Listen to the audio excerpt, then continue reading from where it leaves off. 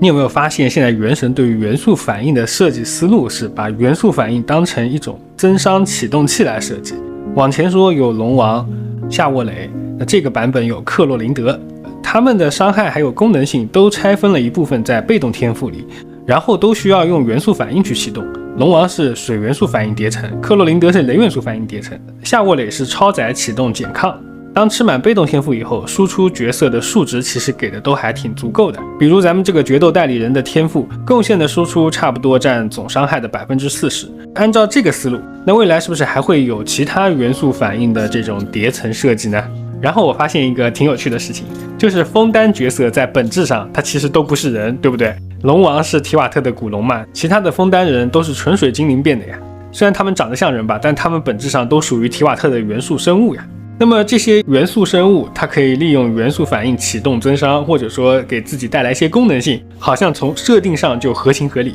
那未来纳塔龙的国度，它是不是有可能这种思路呢就会延续下去呢？我觉得这挺有趣的。那回到克洛琳德的设计上我们只看数值的设计会发现，克洛琳德的攻击区和暴击区给的是非常慷慨的。最缺的其实是增伤城区，也就是说，只要你给他一个万叶、福福、4万血的坎蒂斯，或者是带盘烟套的云锦之类的，他的伤害就很不俗了。也就是说，克洛琳德在组队上，它是一个双人成军的体系，剩下的2个位置灵活度非常高，你可以再给他几个拐，也可以带一些副 C 或者带一些其他功能性的角色。这就导致克洛琳德这个雷元素的角色，虽然伤害不是最拔尖的，但是它的配对实在太多了，五花八门，玩起来就很有乐子。然后它的这个天赋设计呢，又限制了攻击力，最多只能提高1800点基础伤害，这就导致像班尼特这样一个固定的攻击力大拐，在克洛琳德的天赋限制下，效果是打折扣的。那我们继续思考通过一部分的技能值伤和一部分的天赋伤害，共同组成一个角色的伤害，这种设计思路它能不能给未来的火神创造出就业空间呢？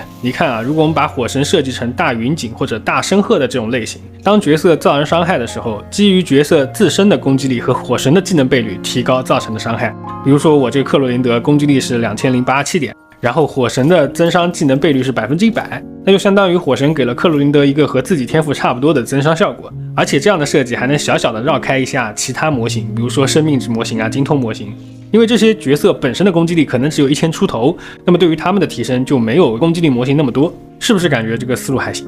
我觉得虽然现在原神的战斗体系看起来不以打元素反应为主，但其实是设计思路转变了。原来元素反应是用来补充伤害的，现在元素反应呢是用来启动的，等于是从数值项转向功能性。当然你可以理解为所有的功能性最后都是为了打伤害，它最后还是数值。但是这种功能性的转变呢，我觉得可以变化出更多的玩法，说不定以后还有什么元素反应加血元素反应加抗打断之类的设计呢。那么如果角色的功能性越来越多，我觉得在配对的这种玩法上，它就会体现出更多的乐趣了。好的，我是提瓦特地理，本期的小思考呢就分享到这里，我们下期再见。